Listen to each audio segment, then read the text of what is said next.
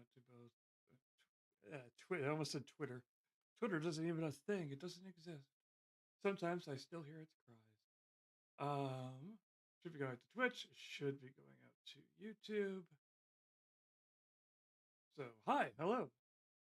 Greetings to all you people out on the internet. I am speaking live on the internet. I should be captioned. I see the little captions going by. I should be audible. And yep. Hi, hello. All the things should be going in the right direction. And I will even one up it once more and one up it. I will add one more additional thing and add my face to it. Hi, I'm fairly quiet over here on Twitch. I need to speak louder. And not basically, I need to speak louder and be muted. Okay, cool.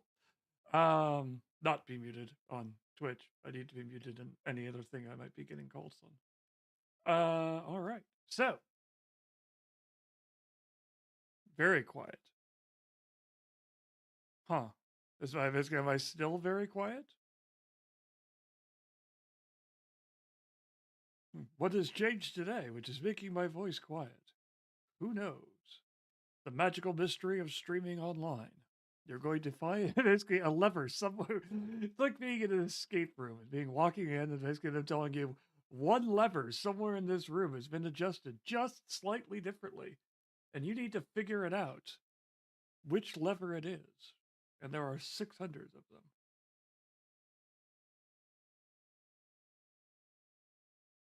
Because OBS is saying I should be fairly audible.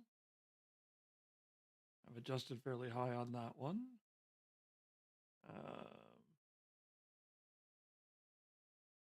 Voice change, basically. Voice mod doesn't seem to be having any problems.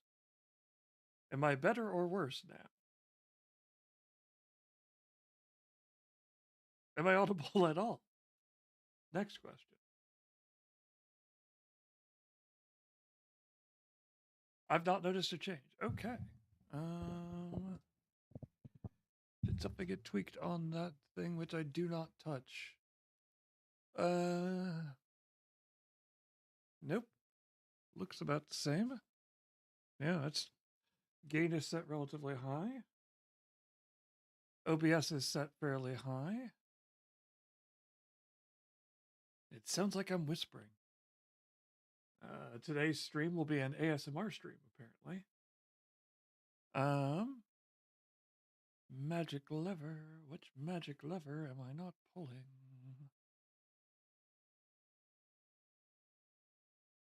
Capture can hear me fairly clearly because it's producing relatively decent captions.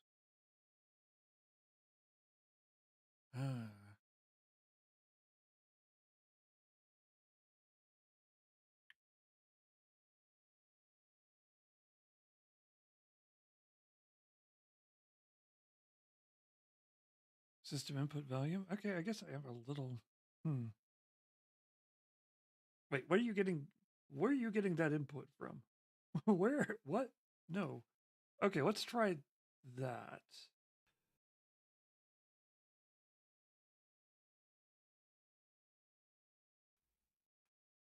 Okay, we'll try that. It was voice mod had grabbed a really odd audio setting.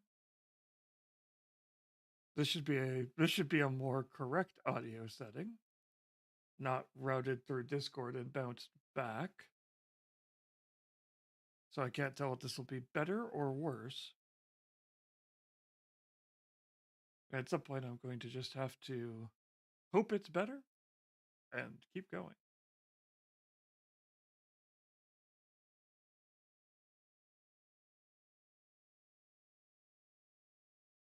I'm going to hope it's better and keep going until I get corrected otherwise. It's eh. Eh is a good thing. Well, I'll get closer to the mic and I'll try to speak loudly so that I can be heard. And I will try not to completely have my face be enormous in there.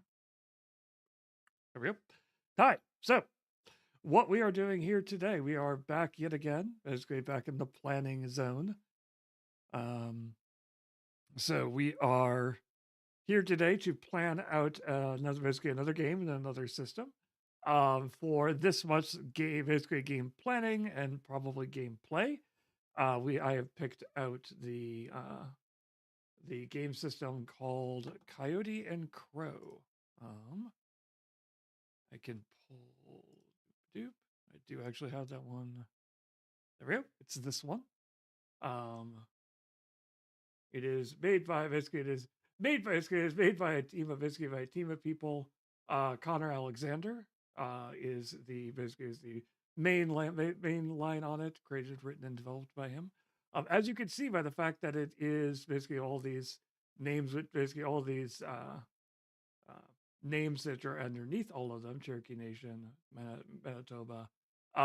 This game is basically is going to coming from a different perspective than your usual RPGs. It's basically it is the subtag basically to get basically to make sure that's clear in your head. The subtag on this one is basically is playing in an uncolonized future. Um, and it's basically it definitely it comes from a different perspective, a much more indigenous First Nations type approach. And as such, it provides a much more, in fact, a much different take on basically on what a futuristic world could look like. Um, this one, basically, the premise of this game is that during around the year 1400, they leave it deliberately vague. Um, some kind of event happened that essentially caused a third Great Ice Age. I've lost track of how many Great Ice Ages there were. I think third is the right number. That essentially basically basically plummets the land into darkness and hard times and things like that. But the major effect is it has is that given that it was during the 1400s, and the oceans become pretty much unnavigable, um, the continents that we call North and South America never get colonized. The age of colonization does not happen, and thus you end up with a basically kind of a what if type alternate history universe where the indigenous people of this land are allowed to grow and expand on their own, along with some fantasy science fiction-y type elements added in the form of basically something that they call the Adonasi, which is basically it is a strange purple mark that appears on creatures and plants that Adonati, I pronounced this incorrectly, um, that essentially they discovered that those who consumed it received gifts of some sort. Again, basically in a connection with whatever it was that it came from. So it's a really neat way of basically adding in kind of this basically kind of spiritual aspect that you see in a lot of things like basically a path of the hawk, path of the snake, path of the that. And it's because of the fact that you got the basically you took that path because the Adonati that you consumed came from that source, and so it's creating that link there. And I love it's a really interesting thing about this world is they do a lot of great stuff in it's science fiction, but not basically, but it has spiritual elements to it still because it's pulling from all of the great, basically all of the great, um, the culture of all the indigenous and First Nations types, and so it presents and it uses that to build up a much different world than what we would usually think of when you think of a traditional, basically science fiction type future. It's not a utopia per se because again the great basically the great disaster um, that occurred basically has essentially put everyone through basically massive death, massive loss of croplands and things like that. And so you end up with a world which is just now coming out of that. Basically, it's been long enough that the one explanation that they give in the book is that it was likely a meteorite type hit. Basically, throw up a lot of dust, basically causing an extinction event similar to what killed the dinosaurs. You end up with a great global cooling, and so you end up with all of the climate disasters that would come along with that. And then, but to offset that, the they basically the Adenani basically comes along and gives these people gifts, which essentially help them survive through these times. It's not 100% just pure science fiction. There are a lot of spiritual aspects. There's a spiritual realm known as the Black. Um, the abilities and things like that aren't necessarily 100% explainable by physics, but they include a note in the game that basically literally just says, it's up to you. It basically, is it sufficiently advanced magic that's indistinguishable from science, or is it sufficiently advanced science which is indistinguishable from magic? That's up to you. That's depending on how you want to play the game. Um, as it is a First Nations Indigenous, basically Indigenous thing, there is a section at the beginning of the book being like, hey, listen, you're going to have a lot of basically, if you're coming at this from, there are two kind of perspectives you could be coming at from this game. You could be a native player, or you could be a non-native player. And I fall into the latter category. And so they actually have a thing on their website as well, which says, yes, you can still play this game if you're a non-native player, where by no means is this by Indigenous people only for Indigenous people.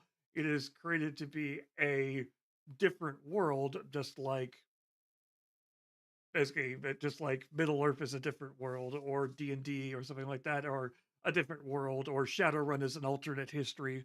Shadowrun is probably the comparison you'll hear me using a lot because it's a similar idea of an alternate history where something happens that introduces a more spiritual aspect to the world, but there's still a lot of hard science and a lot of advanced technology, but it's coming from a different perspective.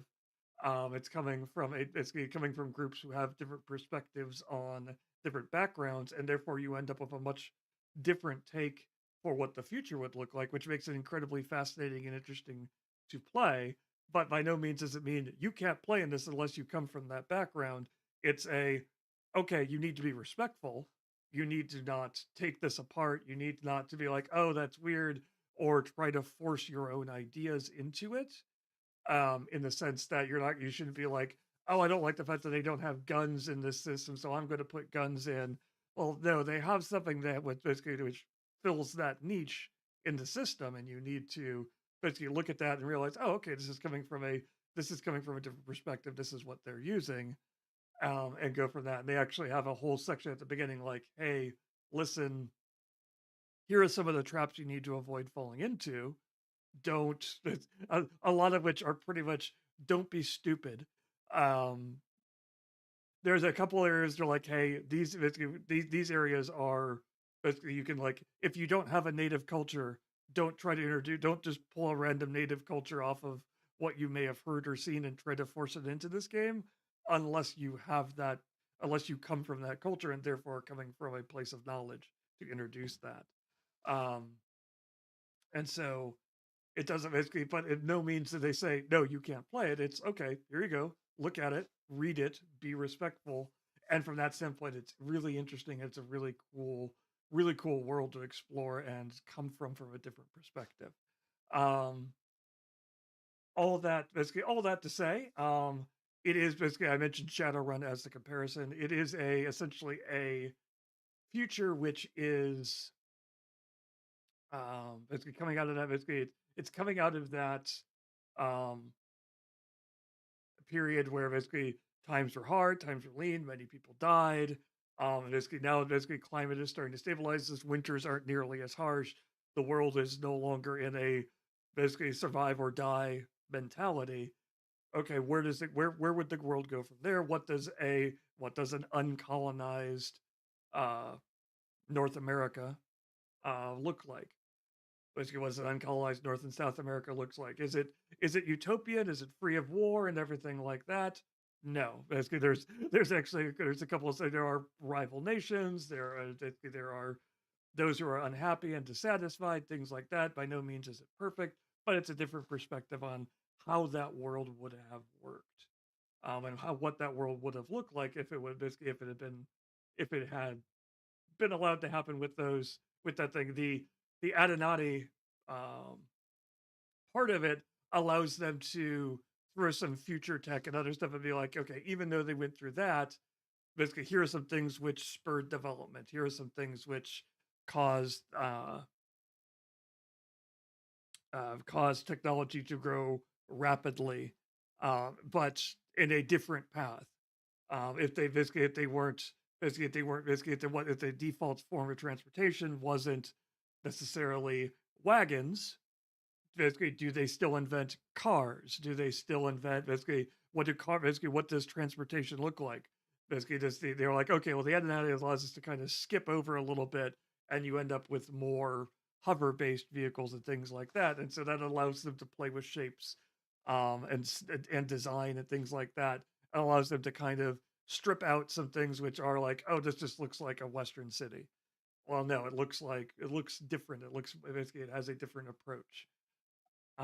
So so basically from basically you end up with um your characters are basically in terms of the game system itself. The game system Shadowrun, I guess, is probably the closest equivalent I would say to it. It has a lot of things which I could kind of point to and be like, oh, that's somewhat similar to what Shadowrun does here. Um, Again, the world is the big differentiator. They use D12s instead of D6s or D10s, but they are a success-based system, much like basically much like Chronicles of Darkness and systems like that, much like Shadowrun with its D6s. D12 gives them a slightly bigger range, which means they get to play along, play around with that a little bit. They get to be a little bit harsher in terms of what ones do and how powerful 12s are. Basically, you're low and you're high because of the fact that you're less likely to roll a one in a D12 system than you are in a D6 system or a D10 system. Um, Basically, on the flip side, D12s are much basically rolling a 12 is much more powerful because again, it's slightly rare. It's slightly rarer to roll a D12. It's 1 in 12 instead of 1 in 10. And then if I was more of a math person, I could tell you what that percentage was. Um, but I don't know it off the top of my head. Um, in case this thing is, so you end up with that kind of with a system that allows you to um basically it's a skill-based system. It's more of a math-heavy system. So if you're coming into this system looking for a more light narrative type system where basically your skills are mostly like your character creation is fairly fast and fairly light. You're just like, I pick this skill, I pick this skill, I pick this skill, and basically, and I'm done. Even like Alien last week was relatively light. Um, it had tons of tables and things like that, but from a skill of basically and pointing and stat kind of stuff, it's relatively light. It's definitely not as light as like Fudge or Blades in the Dark, another system we've done on here, where it's pretty much skills are just on or off. This is a much more you have a skill. Your skill is based off of one of two stats. You basically if you're trained in the skill, you get to pick the higher of the two stats. If you have a zero in the skill, you pick the lower of the two stats. Um, Actually, let me pull up a character sheet.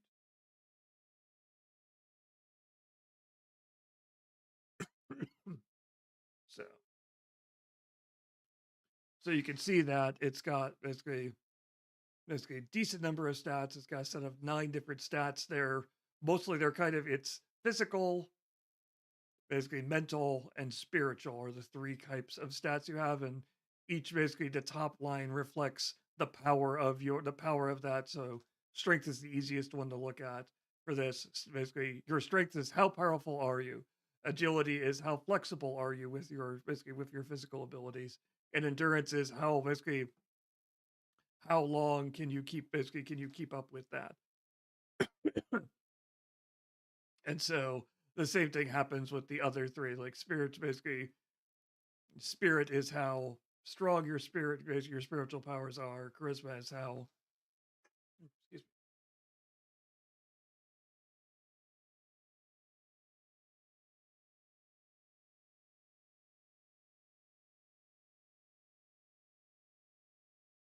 throat was apparently just a little dry. And charisma is how flexible you are with your spiritual powers, and will is basically how long can you endure, essentially. Um, and so basically, then you take particular combinations of those. Oh, yeah, blood sugar is blood sugar is always weird. You're like, I'm good. Oh wait, no, what? We're not. Basically like I, especially on days where I work out or something like that. It's like I can eat a full lunch and then be fine, or I can. But if I worked out a lot or a certain type of way, then I'll be hungry. I'll be snacking the entire day if I'm not careful. Always kind of messy trying to figure that out. And so basically these stats all combined together in different combinations to form um, derived stats. Like basically like body, mind, and soul are essentially your three different hit points for um, three different types of basically for three different basically columns. So that's your physical hit points, that's your mental hit points, that's your spiritual hit points, and certain types of attacks or things like that or encounters can do damage to one of those three. So you end up with basically you basically it gives you a little bit more flexibility in what types of encounters and what types of things you're dealing with. You're not just always like, oh, yes, it mentally racks you. You take 5 points of damage, and only your constitution helps you with that. Doesn't matter how smart you are, or basically you can't have a strong mental character that can take these mental hits without them also having a high constitution in basically to use a Pathfinder or D&D example. This will let you break that out a bit and lets you have more interesting character design in that space. Um, skills break down into again kind of like Shadowrun. You have a top tier skill, which is a general skill for a category, which is fairly hard to level, basically fairly hard to increase. You're spending more points at character creation increasing it. um, but it ain't basically, but if you have a point in the general skills, there are specialized skills underneath it that are basically get set to that same level. Um, so you can see basically you can see down here they have ceremony, cooking, investigation, knowledge, and then folklore 6, medicine, ranged weapons. Um, those are going to be more of the general categories, and you can see sometimes they have like folklore at 6. So their knowledge skills are at 4. So any knowledge skill is going to be at 4 for them. But if it's asking in particular about a folklore um, basically situation, then you can use your specialized skill for that as well. Um, Something else interesting about the way, basically, something else I liked about the way that this works is that motivation. Basically, when you're starting off, the first thing they want you to pick out is your character's motivation. A lot of systems that kind of gets thrown in at the end. They're like, okay, here's all the important stuff with points. Oh, and by the way, you need to do motivations and stuff like that at the end. Basically, this one's like, no, your characters are the important part here. You're wanting to actually build out these characters to be so they have archetypes and motivations, and those do have system um, consequences to them. They can get you can get basically essentially if you're working with your archetypes or motivations, you can be getting bonuses. If you're working against them, you can be taking penalties. Uh, and so, but basically, they put them kind of front and center to be like, hey, no, you need to pay attention to them because they don't want this game to just be a, hey, you're here for basically it's a this is just another version of a dungeon crawl with a in a slightly different world. No, we actually want this to be, we want this to feel different from the start. Uh, so in terms of lore link, planning this out. So how they basically they have lots of they have basically these games can have lots of different tones. They talk about okay, what types of games are basically do we want to play in a Coyote and Crow game, and they pretty much go through and they're like you can play a lot of different types of games. Um, the system isn't necessarily just locking you into. They're like you have stuff like they have like their default one is basically you join what are essentially the troubleshooters for uh the uh the main basically the main city's council. Cahokia is the Cahokia, believe I'm pronouncing that correct. Is the main city, which is roughly where St. Louis is, um, in basically in our world. And so that is the main city that they base a lot of the world around in this book. Additional books go into, or will go into, um, the basically into other nations and things like that. So basically, they're like, okay, do you want to be essentially the troubleshooters for that? Basically for the council for this city, and basically that gives you a good starting point. And they're like, oh, do you want to be more protection type, where um basically where you're focusing more on stuff like you're preserving nature, preserving animals, preserving things like that, where basically it's preservation. Basically they say themes of preservation, survival, love, compassion, um and exploration. The world is now starting to open up. uh is how is basically how do your characters interact with this new world where they're going to basically the places which basically are just now starting to open up in this world where the physical and spiritual all kind of meet in. What kind of so basically exploration takes on a meaning for more than just it's the character physically walking over the mountain and and taking a basically painting a map of the area, then coming back. It's a okay. Basically, are you being called to this place? Is there something spiritual about this place? Is something being uncovered here that maybe should basically has been asleep for a while? Is it friendly? Is it not friendly? Um, and basically what type of journey does a character go on as they explore this type of different land? Espionage, there are multiple lands and things like that, so you still have that as well. Basically it's more of an urban thing. You can be looking into going to other nations and things like that and exploring that. War and horror are also suggestions. But the big thing that they like to talk about is that they basically for their what they recommend for building out games, basically building out games um in their system, is the fact that they want the player choice to be meaningful.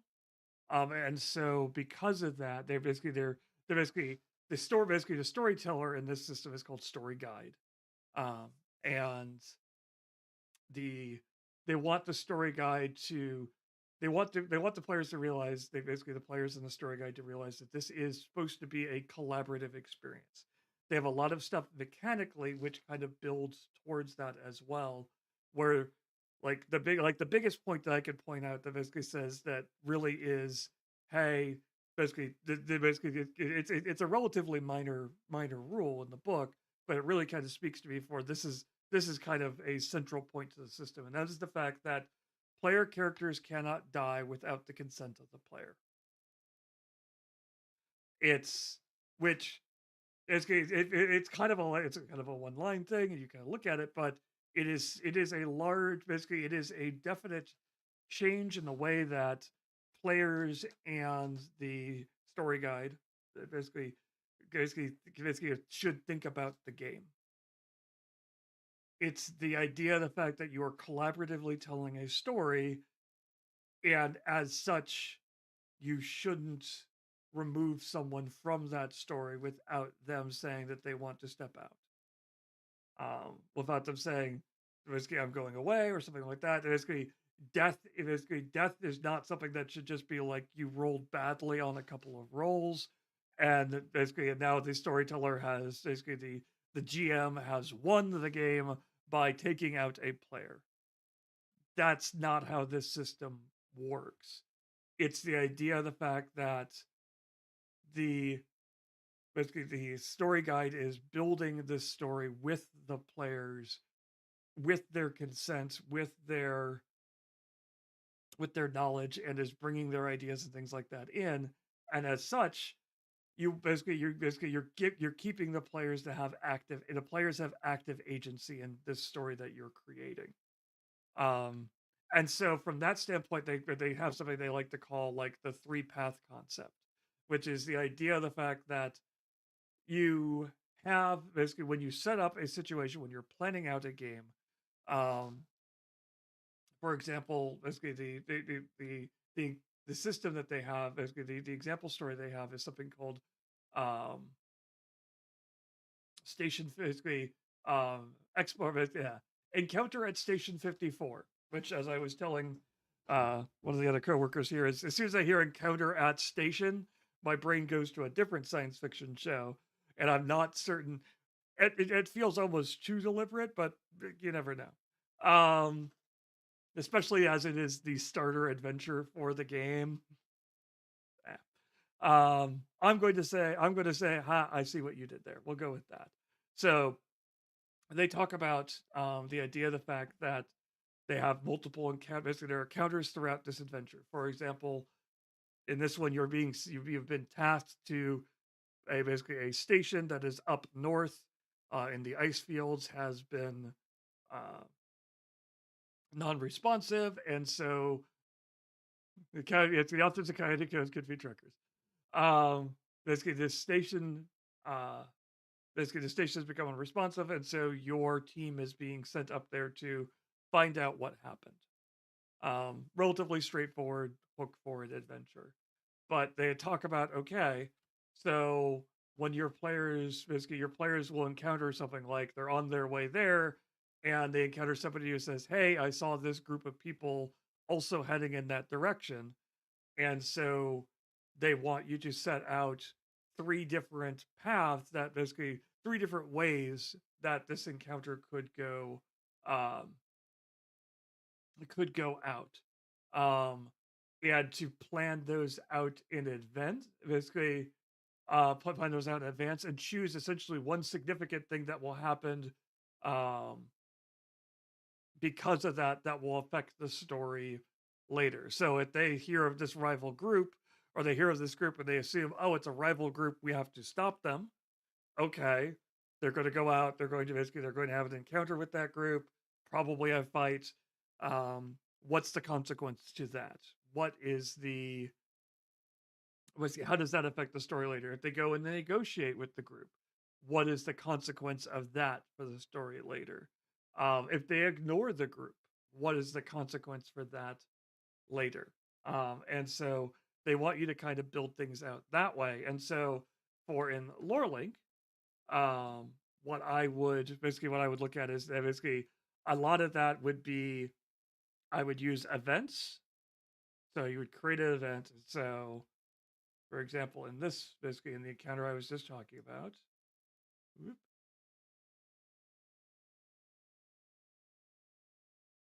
and I'm going to use their basically I'm going to use their basically book to save me a little bit of typing. So there's the base encounter, which is just going to be um, basically we'll call this. Oops. Let's say various group.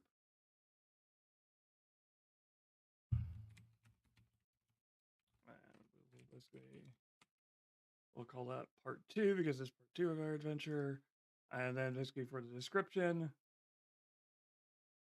and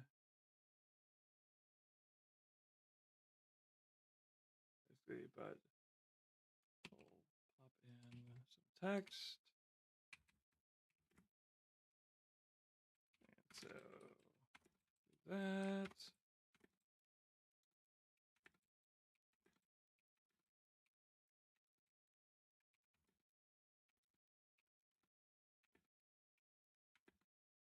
Finish that out.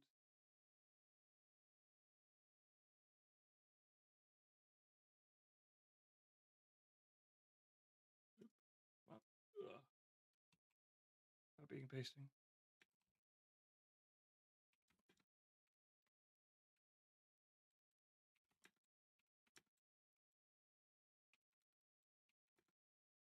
Okay. So we'll go ahead and save that. So we have that. Basically, we have that kind of okay. basically we have this main event, and then you're like, okay, so what do I want the group to have? Basically, what kind of solutions do I want? So I'm going to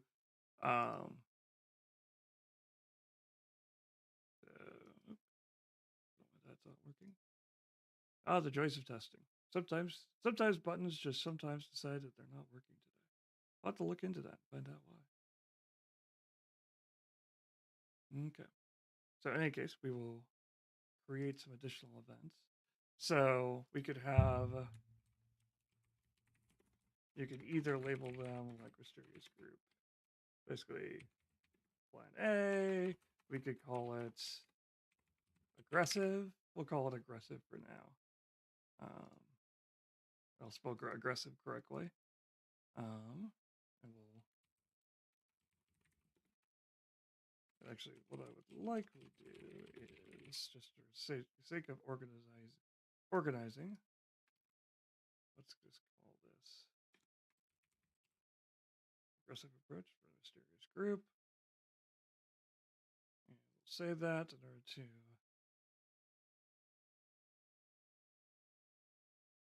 and then we'd add in description in here about okay, so they're going to go after them. It's basically group basically decides to attack the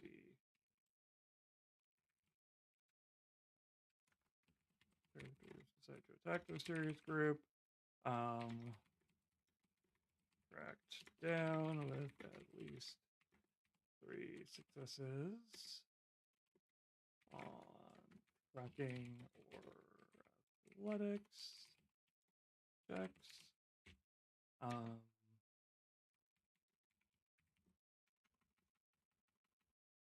then basically I would have like they've got name basically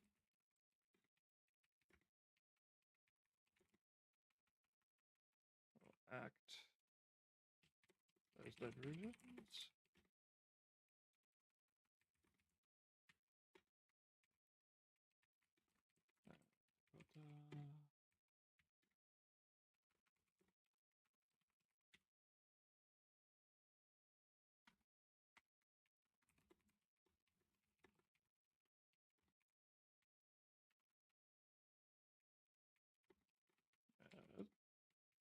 Basically, they get captured. It's basically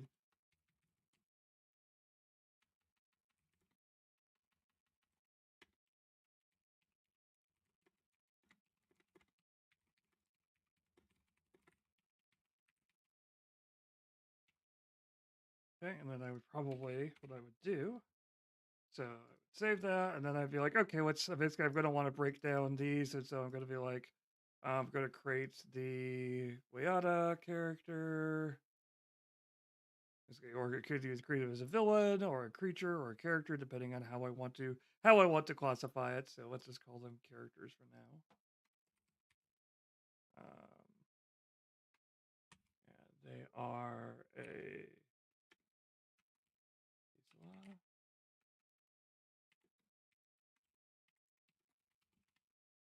and I would go into more detail over all of those.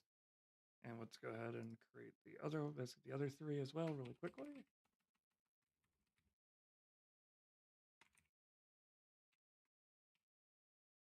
I think actually could be that.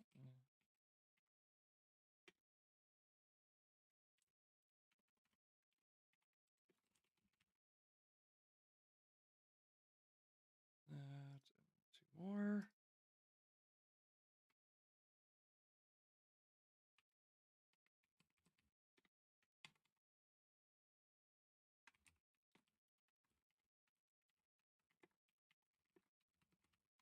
I'm going to think about this on the last one, where it's going to save me just a little bit more time. I'm going to think, okay, I should actually just copy and paste. That's an event. I don't want an event. I want a character.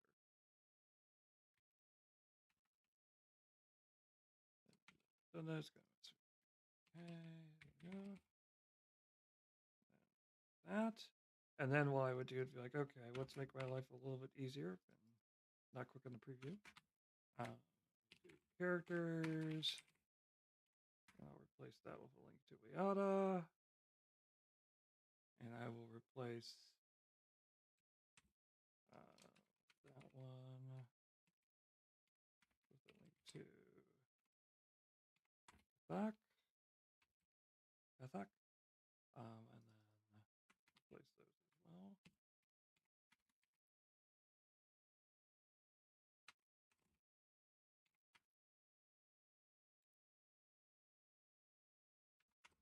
Capitalized.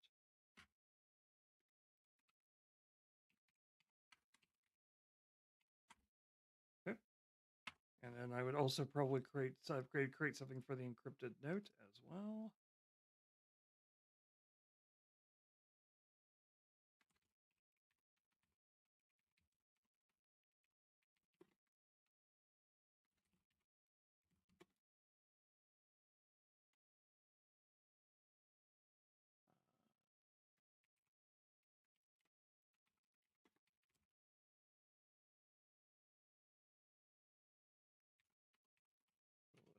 Just indicate that's from the squad.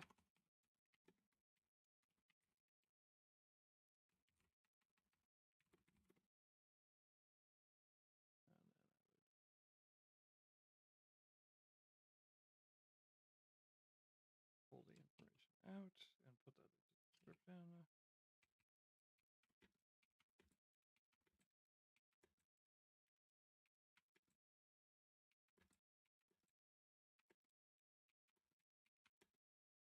I would save that. And then I would for last, items, and replace that. So now you can see down here in the preview that there's going to save that. So I have it. If I'm running this in read-only mode, I basically, when I'm looking at this, I can see, okay, that's that, that's that, that's that, that's that. It's all there.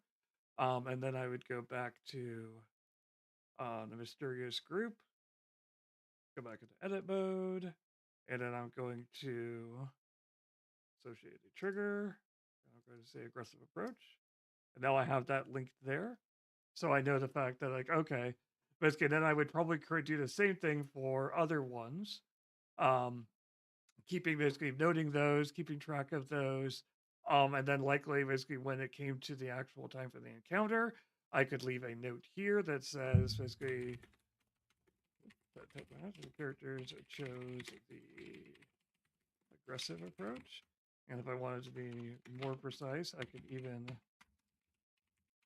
just go ahead and tag that. Yeah, you can do that even in the notes. And I can do that, and I can save that. And so now I know which one they took. The other way that I would handle that is the fact that you would also could handle it from basically from the sessions. You could create a new session and just call this session 1. Go ahead and save that for now. But basically, if I'm going in here, if I'm adding events to this, I'm going to add mysterious group. Then I'm going to add, let's say, the aggressive approach. And let's go ahead and quickly create the other events. So basically, we'll call the other approaches as the diplomatic approach.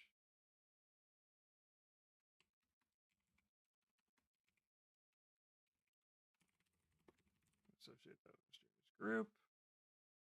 And we would have basically some text in there describing what that would look like. And then we'll add stealthy approach, because that never fails. I do like the fact basically in this game they take some of the guesswork out. If you are attempting to sneak up on somebody and you have a group of people, they just like don't bother rolling everybody's. Just take the person with the lowest stealth skill. Basically, the total lowest stealth skill, and they're the only person that rolls. If they make it, everybody else is assumed to make it. If they fail, it doesn't matter what everyone else's get. This person is this person is going to botch it. It's going to make the noise. So I like that from the approach of, hey, you don't have to spend a bunch of time rolling dice when it really is all going to come down to you're just going to pick one of them. In this case, it's likely going to be the person who is with the lowest skill who's going to make or break this. So that makes it a little bit nicer. Short description. There's group still. And we'll save that. And then I could add all of those to here. Stealthy approach. And the black approach. Oop. So now basically when it comes time for me when we're actually running the game, I'm going to be like, okay, they went through. Yes, they encountered the mysterious group, and they chose to take the stealthy approach. And so now I have that note in here. I can tell easily which one they picked, and if I want to, if I want to keep track of that for future basically for future situations, because again, this is going to have an impact later. I can click on stealthy approach, do with selected.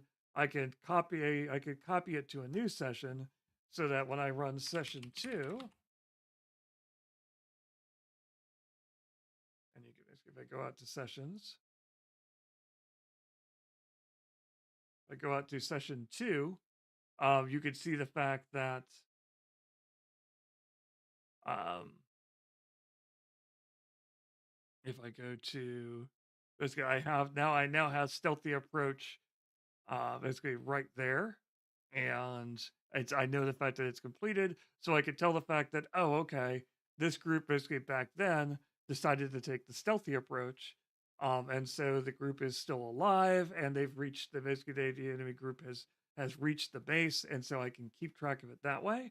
I could also choose to basically in a future event where this is basically the same. So there is a, for example,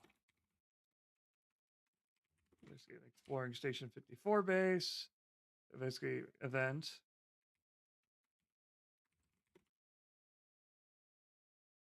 Four, because that's where it comes up. I could also add that under basically essentially that has triggered this, basically this. I could add it there. I could add a note that says basically that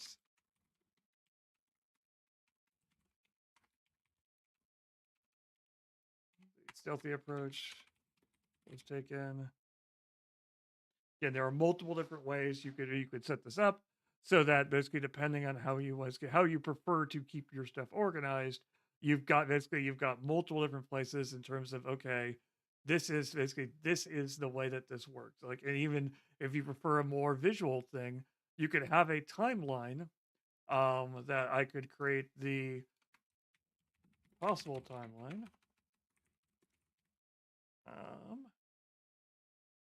And I could basically, if I went to the possible timeline, I could go ahead and say, basically the mysterious group would be at index 0.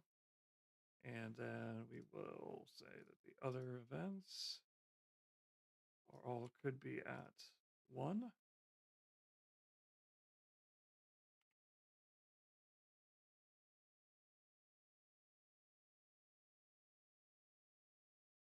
Okay. So now looking at it, I can see, okay, here's the start. And basically, okay, here are the 3 possible events that could happen. And then if I basically, that way I have a nice visual look at basically a single event, 3 possible paths, then another event, another 3 possible paths, and I could see which way it goes forward from there. And then if I wanted to create for the front page, I could create a second timeline. Say, for example, the actual timeline.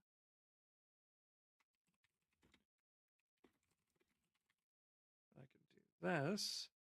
And then what I basically make that the main timeline for the campaign. Then I go in here, and I would go basically I would start it with mysterious group again. But now, okay, they took the stealthy approach, so that's a session. Associated event. There we go. They took the stealthy thing. That's a 1. And so now basically I have a more straightforward timeline that's 0 and 1. And if I go back to the front of the campaign, if I come down here, I can see this timeline's at the front of the campaign. So as soon as I come into the campaign, I could look at the bottom of the campaign here and just be like, oh, let's go click on timeline.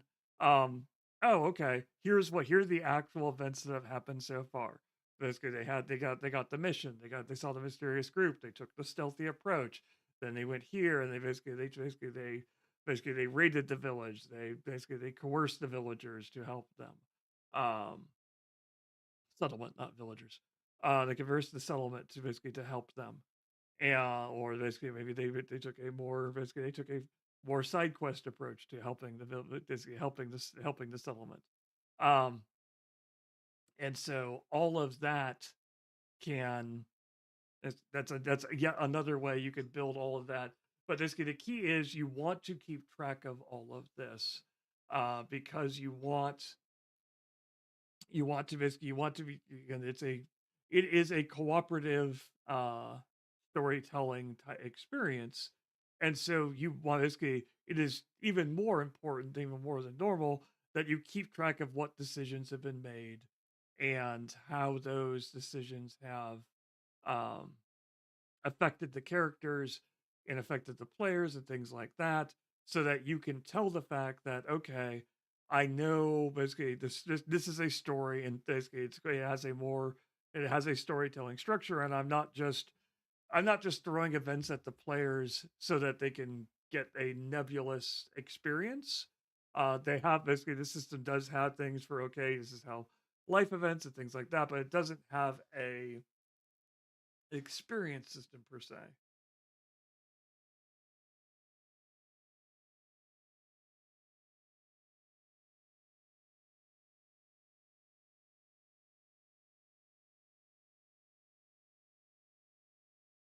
It basically it is more about okay, here's basically legendary stuff. That your characters can get better at certain things and things like that. They can improve their skills, but those feel more like they're part of the story.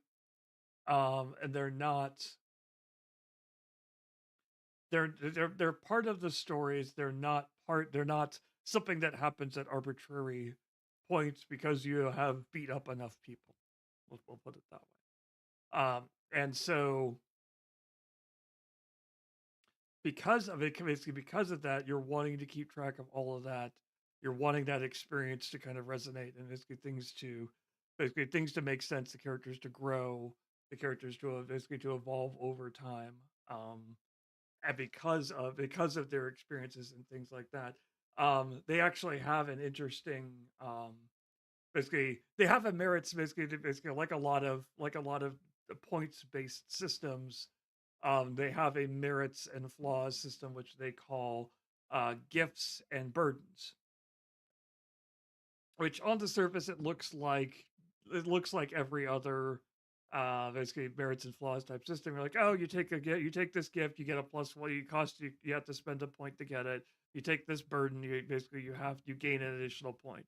But the clever thing that they've done with it is that they, again, because it's more of a storytelling system, they encourage you to link those gifts and burdens together so that you're not just taking my gift is X. Basically, my gift is X and it's a contact with this person. My burden is the fact that I'm allergic to peanuts. My gift is the fact that I am very wealthy, and my burden is the fact that I happen to be paranoid, or something like that. They're like, what? Okay, so if you're looking at your gifts and flaws, you're basically what if your basically gifts and burdens? What if your character had a sister? Okay, that sister could be both a gift. They are technologically incredibly clever. So basically, they are a good ally from that. Basically, maybe they fill the ally gift in terms of that. Maybe you come from a super rich family, and that's basically your family is your gift.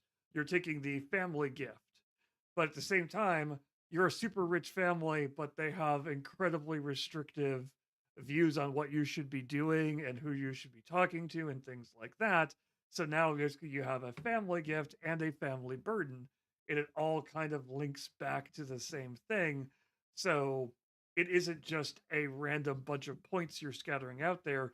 There is a story you're building you're creating your story around what you've built here. so that your basically your character has these interesting points of interest that the story guide and you can work together with to develop this system, develop this character, so that when events happen, and basically when events happen, they basically not only should these events that you're creating in here be affecting the story. So like we just talked about here, the stealthy approach means that you basically your characters are following behind them, um, and are allowing them to get there. Okay, great, but basically, or maybe they take the aggressive approach. But if you take the aggressive approach, maybe that means something more than just, oh, hey, your guys basically killed off some other people. Maybe that means something to your character. Maybe it's overcoming a fear of battle, and so maybe taking that approach has helped them. Uh, has helped them basically take steps towards overcoming the burden that you have given them for that, or maybe because of the fact that they are seen as a basically maybe they're part of a wealthy family, and now that they're actually diplomatically connected, so being involved in this kind of incident or skirmish or something like that could work against their gift in the future, because now they have less diplomatic cachet, because they have basically this event has come back to haunt them and is a stain on their family, et cetera, et cetera. And so it's basically that's where a system like this with lore link, you're like, okay, I'm creating the players, and so let's really quickly create one of the examples. We'll go with, who's the first one? Jaya. Okay. We'll grab the image from my library.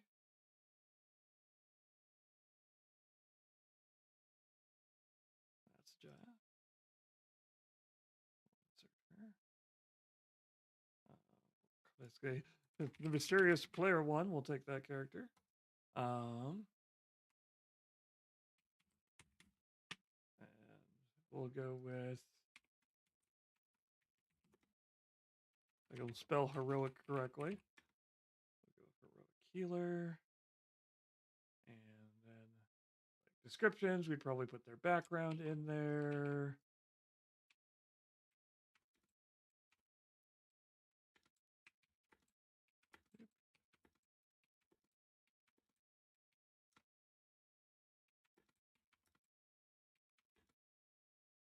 So you can see basically they're building out that story there. Um, Basically, you're like, oh, she's young. Basically, she's young and a bit naive. And then when you get into the stats, basically she ends up with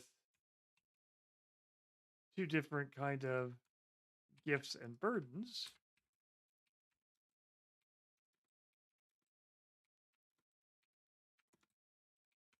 that they've built off of that. They're young and naive, so they're dogged. Basically, there's anytime they fail it, they gain a point of mind, so they recover quickly. They recover from failures and kind of they learn from them. But they're naive, and so basically stuff involving their wisdom is at 1+1 target number. They also mentioned the fact that they're coming from a household with stern parents. That could work as a burden in here as well. You could end up with um, basically with a burden of family, that basically because of the fact that if you're wanting to say, yeah, my character kind of basically has their own goals and things like that, but their parents don't approve, and so they basically their adventures are going to work towards getting rid of that burden. It's basically the interesting part is that they don't basically these burdens that you're taking are never meant to be the end of the sentence, as it were. It isn't meant to be, I have a sister, and I can go talk to her about technology stuff, and she can give me insight onto that. And but she is young, and so I need to make sure that her basically she is provided for. That's it. That's all it is. It's a okay. Basically, how is your character dealing with the fact that your sister is financially dependent on them? Are they working towards that? Basically, working towards that character um, becoming more independent on their own. What are their goals? basically, would they become their own character and basically in their right, or would something happen to them? Basically if something does happen to them, where they get kidnapped or something like that, does that increase the rank of their burden because now your character is more concerned about them because of the fact that something bad has happened to them and they failed, or did they come out of that situation stronger and basically more determined to be dependent on your own? And so you work with the story guide and you're like, I think that this experience has basically helped relieve me of this burden, and so basically your character has moved beyond that. Maybe something else will come up. um and so it's definitely meant to be a more living, breathing character who is part of the story, which is basically the reason why they make that comment of players don't just die. You're working with them as part of the story. You are developing them over the course of it, and random dice rolls shouldn't just be like, okay, well, we just basically this is the end of your story, the end. Sorry, all that growth and other stuff that you were working on doesn't work here. And so with Lorelink, you've got basically you have custom fields. Basically, so if you want to, basically if you want to break again, as always, if you want to break down all of these stats and things like that into individual fields, it'll basically that gets easier to handle with the custom fields. You can associate game objects, which can be, for example, we created basically we talked about that the idea of a family member being a sister. So we could refresh my checkbox. Oh, never mind, it's good. Apparently, well, basically, oh, I think the chat must have. Oh wait, it's actually coming through in a correct color. Oh, did you fix the color? Yay! I was wondering about that. Like, I think when Martine was streaming, she had a different color chat, and I think she changed it to white to fix her chat box when she was running. Um, oh, oh, when you subbed it, you did it. Everybody wants to be in chat. Okay. Well, in any case, I appreciate you doing. Basically, I appreciate the fact that you subbed in, and I appreciate the fact that basically it's been corrected because I unfortunately basically have been so busy working on stuff for Lorelink that I would note the fact that it was wrong when I was running a stream, and then I would go off and do 16 other things and would forget the fact that one of the things I wanted to correct was coming back here and changing the color of the text box. But you took care of that. Awesome. Thank you. Um, so in any case, Misky, because of the fact basically where's our lead development was developing? Yeah, who knew? Um, and so basically what you can do with Lorelink, and what I like about Lorelink is the fact that it lets you link all of these things together so that basically, and especially in a system like this where so many things are going to be affecting your character, you can add notes, and basically you can associate game objects like the sister or things like that could become basically as you develop her out, you're like, oh, we should actually have a place to keep track of all the things which are happening to her. So I would create something for maybe Jaya's sister or Jaya's parents. Maybe I would create them as their own object. Not custom game field, associate game object. And then I would associate that. And so now I can keep track of basically she's associated here. I've got a pointer to it, and now I can keep track of everything that's happening with the parents. I can link to that. I've got the note system down here. So if I want to be like during and I could add the event. Um,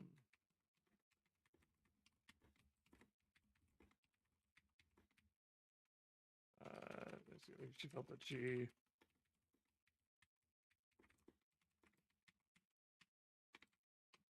basically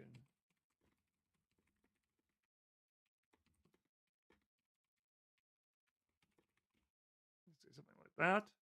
Now I can add basically now I've got that note, and so now I know the fact that okay, there was something important about that event basically during the event. Basically, if I'm looking at the event itself, I can add notes that point to the players, things basically. So if I want like a summary of everything that happened during it, I could be like character A. Basically, I could tag them in particular.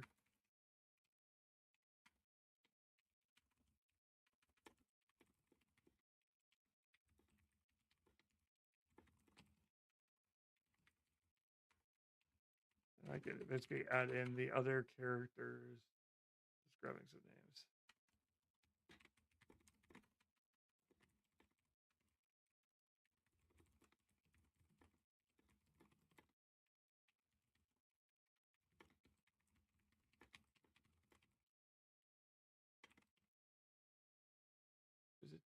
Is Desma she?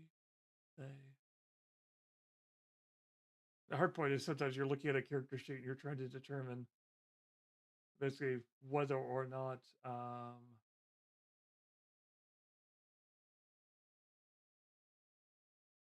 think they're they. Okay.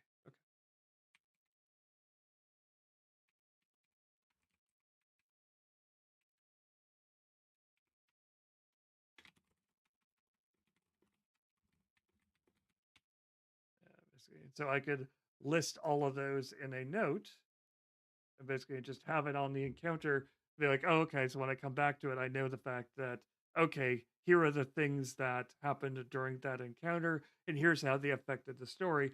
And basically, it doesn't take me long to create that note. It's something that I could do quickly while I'm running the game. So if I'm in read only mode, that ability to create notes is still here. So I don't have to stop and create a character or create other things and things like that. I can just quickly create the notes on here for it so that I'm not spending a lot of time. And if I do need to quickly create a character or something like that, I've got that quick create button here and it lets me do all of that. Basically, yet another way of tracking all of this would be I could end up with tags if I want to. Basically, for example, if I want to create a tag for Jaya,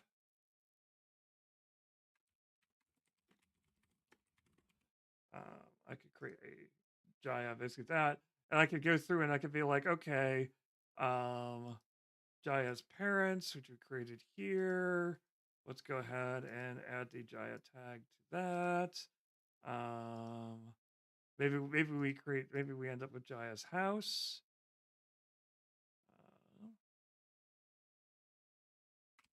Basically,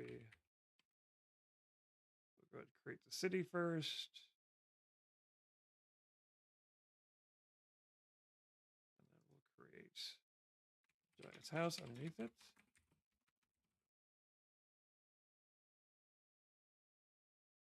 So now I can tag that with Jaya.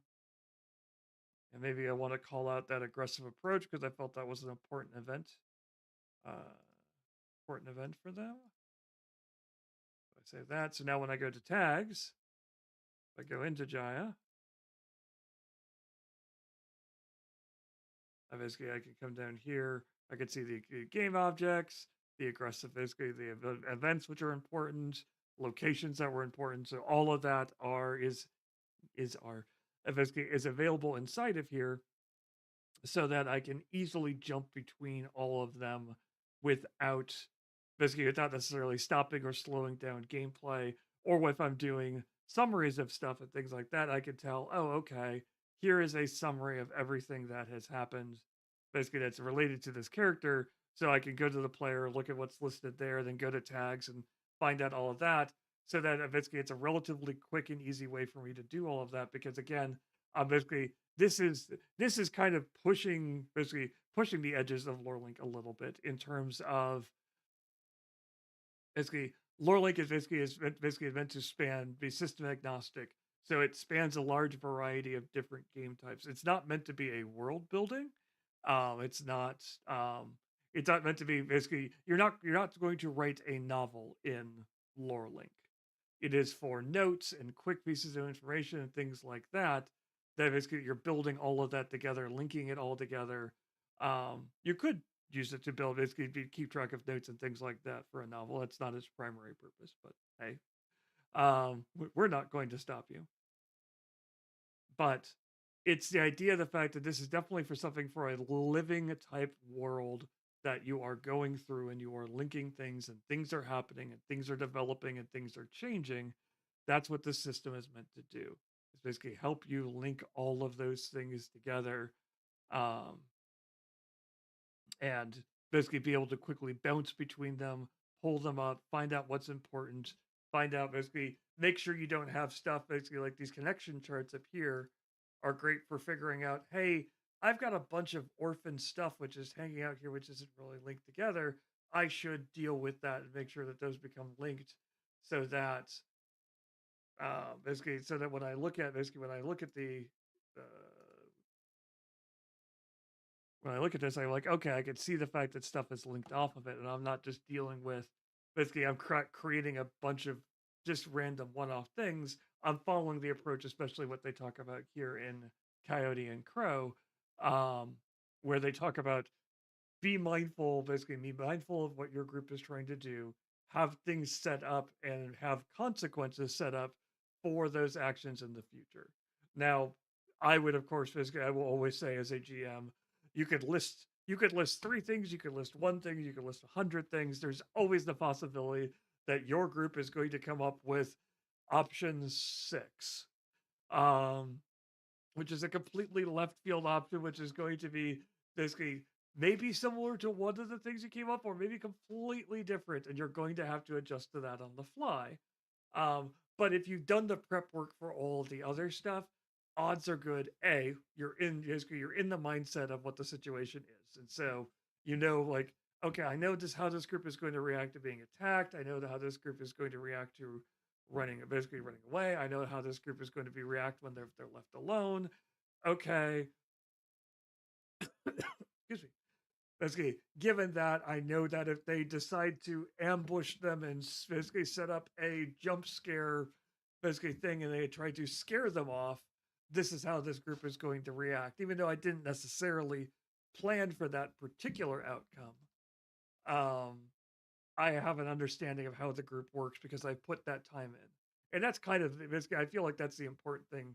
The system is basically kind of talking to you about with the three pass system, which is basically understand what's going on and um basically you are basically as the story guide, you have ideas, and so if your players are just struggling, you're not left going, well, gee, I thought they'd come up with something because this is a cooperative thing. It's the I have ideas and I can help push them because it's an interactive story thing and I want this story to continue. I don't want it to stop or end here. I want it to continue.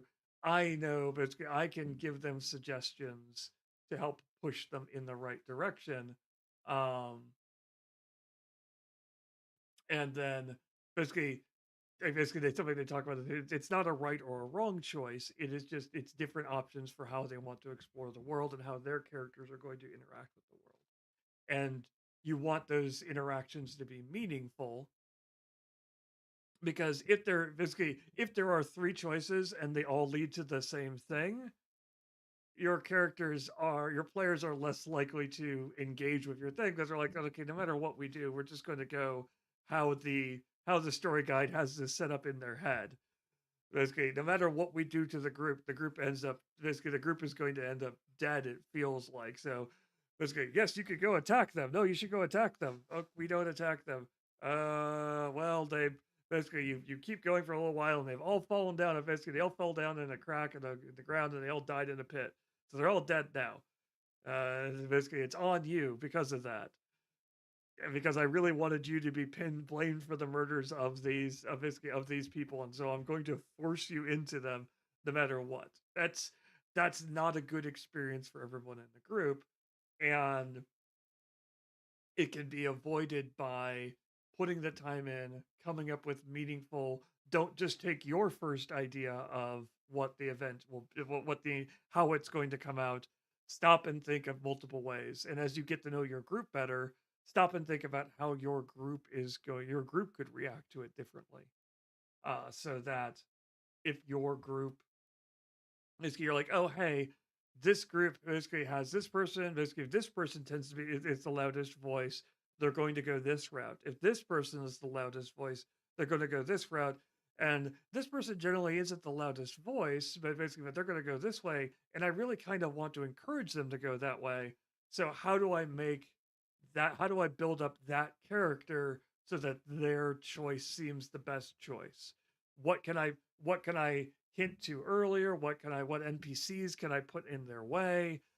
basically that will help that character's decision to be basically maybe that choice becomes more interesting to them. So I can emphasize their voice. So I can basically maybe I can basically help a member of the group who's been a little bit basically has been wanting more interaction but has been a little bit shyer in doing that.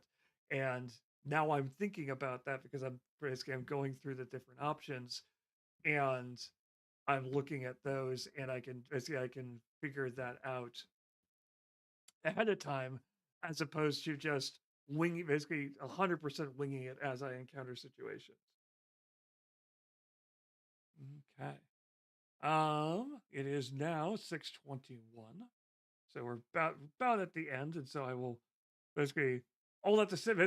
Basically the final thing to say about all of this. Basically, the first thing to say is basically Coyote and Crow is it basically if for no other reason than to look at the world.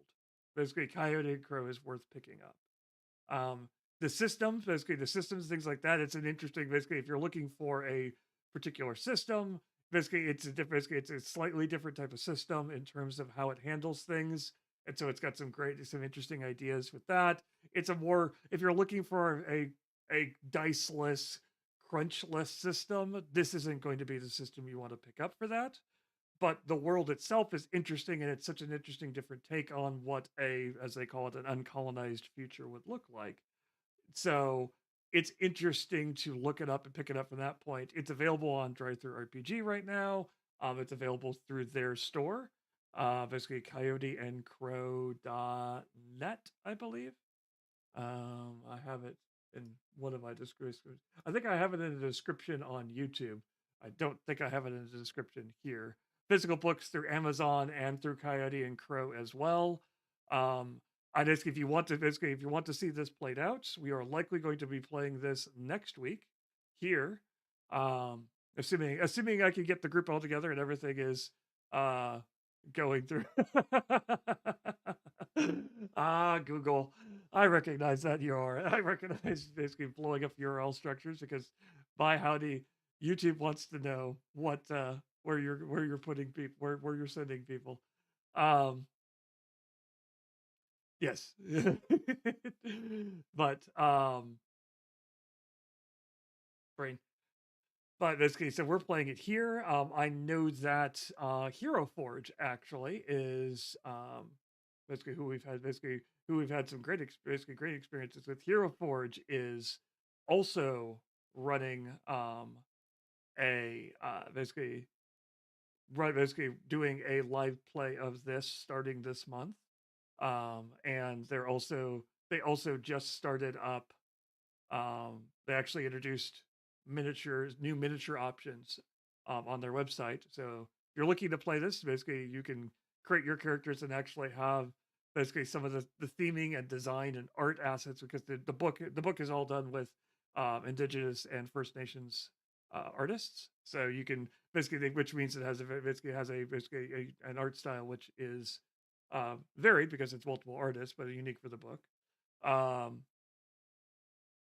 and basically some of that same art and basically the designs for technology and things like that can be reflected in some of the miniatures you can purchase over there. Um, so all that to say, if you want to see us playing it, you need to follow us on this channel here. We will be playing it next week, basically Tuesday about this same time. We'll be playing through it with a group. If you want to if you want updates on what we are doing, basically you can follow our social medias. Basically, Streamlabs has hopefully just posted all of those up right there. Blue Sky is our primary. Twitter is out there, and Facebook exists. Obviously, all basically follow us out there for those. Basically, we'll have announcements in terms of when we're streaming stuff if something has happened. If you want a more generalized monthly summary, we have our newsletter, which will give you updates on once a month, and of course, most importantly, basically we're down to the wire on this. We are likely, I knock on wood, basically by the end of this week, a newsletter and a Kickstarter update will be going out, finalizing dates for when surveys, Discord access, and other things will be going out. So if you have been listening to all this and be like, well, I still haven't made up my mind yet on whether I want to back this or not, you're going to run out of time. We're going to be switching to early access. And once those, basically, once we set those out, we'll be closing down the backer kit, and closing down early access for a couple of months while we listen to that group of people who have basically, we talk with the early access people, and basically we want them to be, we want to basically, they have paid, they have put their faith in us, and so we're going to put our faith in them in terms of listening to their feedback, as a group. And so they will be the only ones with access for a while, and then we will, after we have processed all their feedback and listened to them, we will be opening it up for full access sometime likely next year. So all of that to say, if you want to get in now. Is there anything else I need to talk about? We don't have anything with Extra Life. Extra Life is out there, though, if you want to support us until the end of the year. Andromeda Galactic is running, basically has a team on Extra Life. There's the Andromeda Initiative, which is basically support. Basically, if you want to give money, if you want to support a cause which Andromeda Galactic believes is near and dear to their heart, basically that is supporting children's hospitals in particular. In that we're supporting one in Indianapolis, Riley's Children's Hospital here in Indianapolis. So basically, we will occasionally be playing games and other stuff for that throughout the year. So basically, catch that link if you want to. Basically, if you're in, basically, as we come upon the holidays, it's a lot. Basically, a lot of times people's thoughts are driven to helping others, and that's a great way of doing that. And I think that covers all of my bases for things I should talk about. So, thank you all for listening, whether you're listening here on Twitch, or basically if you're catching, we're basically watching this on YouTube, or you are catching a VOD of this at a later future point. Basically, thanks for watching. We will catch you all later.